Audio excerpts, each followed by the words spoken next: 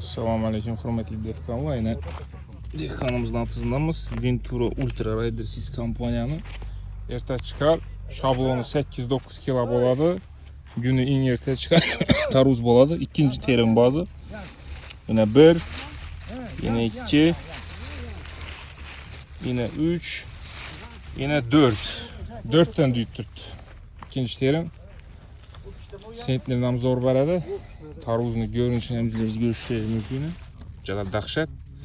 Kilosu 8-9 kilo boladı. Lekin en ertə pişer taruz boladı. Şirəsi boyunca gəp yox. Kulaq alsa birini kesip göstəririz. 12 yan var mana. 12 yan var. 13 var. Assalamu alaikum hürmetli gözləyicilər. Yine Ventura Ultra'mız. Üyək gəldik bunu. Şimdi bunu üzerindeki 2 yönü de durdu hazır. Videoda yanımızda Brix metremiz yok idi. Yine xuda kalırsa Brix metram geldi. Ventura Ultra'nın şablonu 8-9 kilodur. Ertə pişer boladı bu. 50-55 gün boladı. Az yine taruzunu görüşeceğiz mümkün. Şimdi buldusu məs. Şöyle pişkenini aldık. Xuda kalırsa hazır kesip sizlere Brix boyunca dahşet taruz yine. Plotnostunu görüşeceğiz mümkün. Zıç içi. Kevek yok. Zor xılı taruz. Svetamine dını kıpkızıl. Tuxumlarını karanlığıyla mide tuxum. Az bunu xuda kalasa sel suyunu alamız da yine. Suyunu aldık. Bismillahirrahmanirrahim.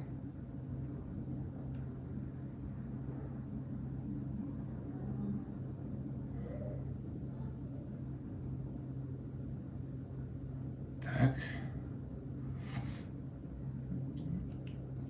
Brix metremizni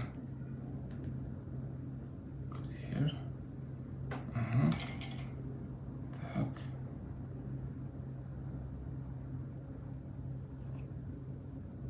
Tak.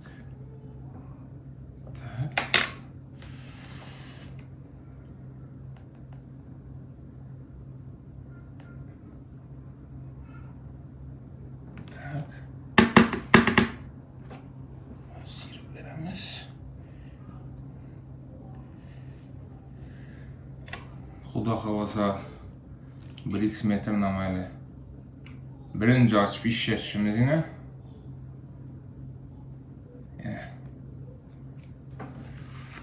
11,4% gösterdi. 12% deseken boladı. 12% taruz üçün şirinlik değil mi? Zor. Dahşet. Bizlerimiz amazı kesip yiyip göremiz yine. Yine görüşeceğiz mümkün. Dahşet xıylı boladı yine. Kattılık yine. Zışılıkına karanla. Sentlerden belədir bu. Kevek yok. Dehqanımızam yaxşı çıxaran, agrotexnikəsindən yaxşı ətkən səbəbli yine taruzu üçün boladı. Eğer sizin için zış taruzunu yetiştiremem deseyizler, bize de agrotexnik ile bak. Bu indi taruz gibrit boladı. Gibrit azıkan calı tələb etədi.